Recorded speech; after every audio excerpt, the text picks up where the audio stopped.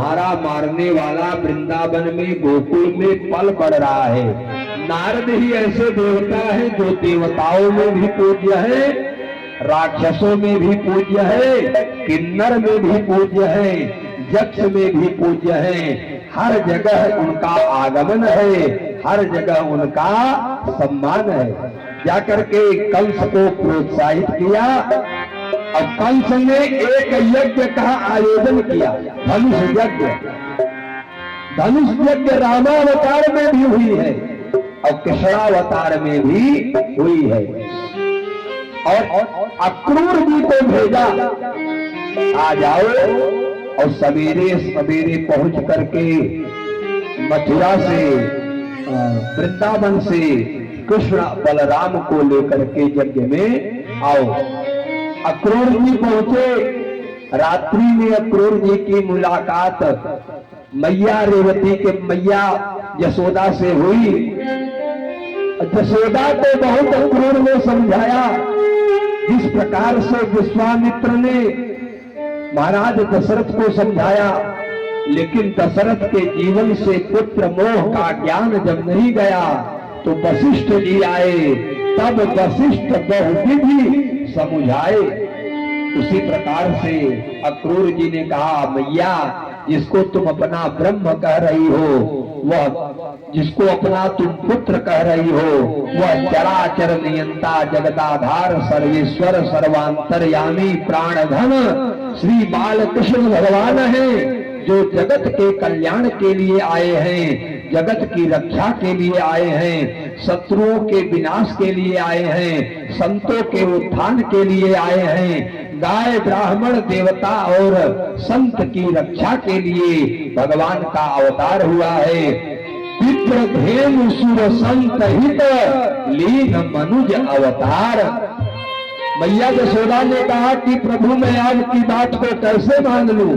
जिस ब्रह्म को मैंने अंगुली पकड़ करके चलना सिखाया, जिस ब्रह्म को मैंने अपनी गोद में बैठाया, जिस ब्रह्म को मैंने अपने स्तन का पान कराया, उसको मैं कैसे मान लूं कि वह अनीह अकाम अनियंता परमात्मा है? मैं तो उसको अपना पुत्र ही मान रही हूं। लेकिन महाराज के बहुत समझाने पर यशोदा के मन की भ्रांति दूर हुई और सवेरा ज्यों ही हुआ, रथ पर आरूढ़ होकर के अक्रूर जी महाराज के साथ जब भगवान बालकृष्ण और बलराम जी जाने लगे तो सारे नगर के वासी उस यज्ञ महोत्सव में जाने के लिए भगवान के साथ तैयार हो गए। थोड़ी ही दूर रथ आगे चला था। भगवान की परम प्रेयसी वृंदावन में निवास करने वाली राधा रानी सरकार अपनी समस्त सखियों के साथ आकर के भगवान के रथ के पहिए के नीचे लेट गई। और जो ही राधा को भगवान ने देखा, झूठा बोल करके परस्वः आगमिष्यामि, मैं जा तो रहा हूं लेकिन परसों वापस आ जाऊंगा। लेकिन जब भगवान गए तो परसों नहीं बरसों व्यतीत हो गए, लेकिन वापस नहीं आए। इसका मतलब क्या है कि जीवन में परमात्मा, जीवन में भगवान की कथा, जीवन में भगवान का दर्शन बड़े भाग्य से प्राप्त होता है। जीवन में पहली बात तो भगवान आते नहीं, लेकिन अगर आ गए और आने के बाद आपके हृदय से निकल करके अगर चले गए तो फिर जल्दी से उनका दर्शन नहीं होता। इसलिए अगर परमात्मा आपके भाव से संतुष्ट होकर के आपके हृदय में आ गए हैं, तो मैंने प्रथम दिन निवेदन किया था कि भागवत की कथा सुनने की संकल्प लेने मात्र से हरि हृदय अवरुद्धते, हरि हृदय में अवरुद्ध हो जाते हैं, बंद हो जाते हैं। जब तक आप ताला खोलेंगे नहीं तब तक आपके हृदय से भगवान जा नहीं सकते। गोपिकाएं प्रार्थना कर रही है कि मेरी अखियां है जादू भरी, बिहारी मैं तो अब से खड़ी तेरी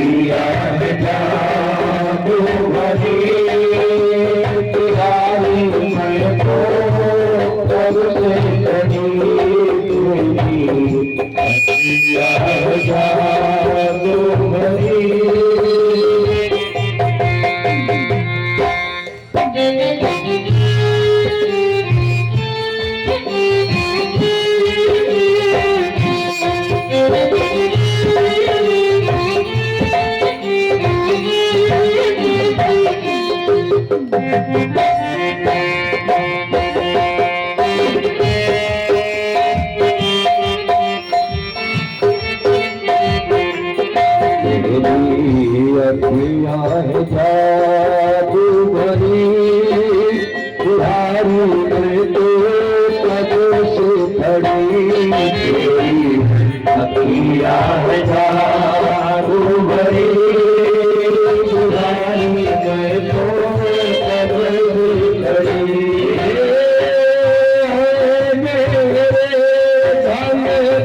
श्याम सलोना तुमने कर दिया मुझे कर देना।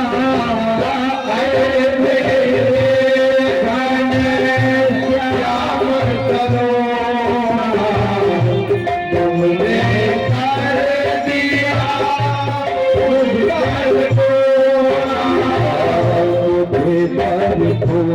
मेरी अखियाँ तुम्हीं से लड़ी, बिहारी में तो कदों से कड़ी। तेरी अखियाँ है जादू भरी, बिहारी में तो कदों से कड़ी। जो दिल के गुरु है, जो पाल में है,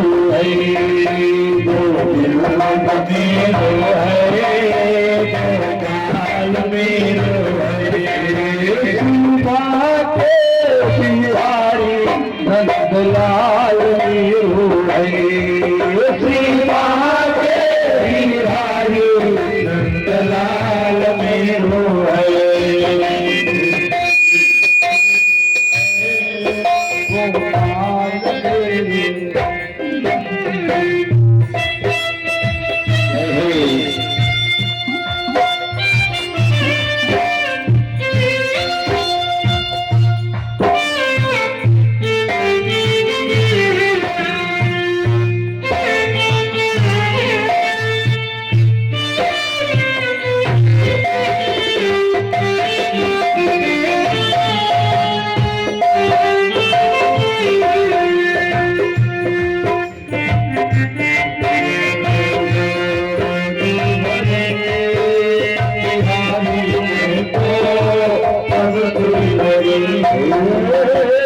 तुम साधा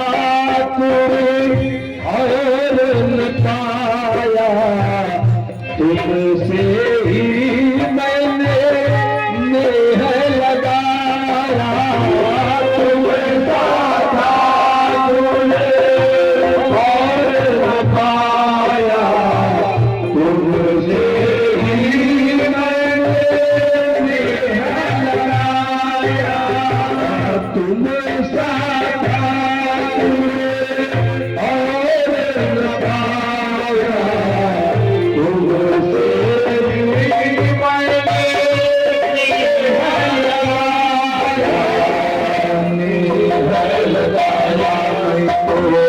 तेरे द्वार खड़ी, तुम्हारी में तो कब से खड़ी। तुम्हारी अखियाँ है जादू भरी, बिहारी में तो कब से खड़ी। तेरी अखियाँ है जादू भरी।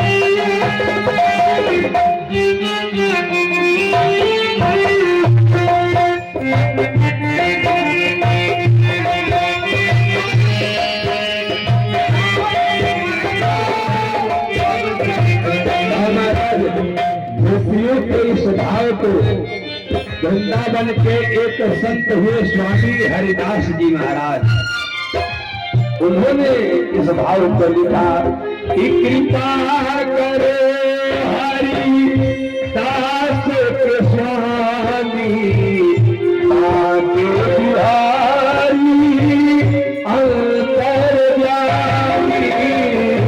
कृपा करे हरि दास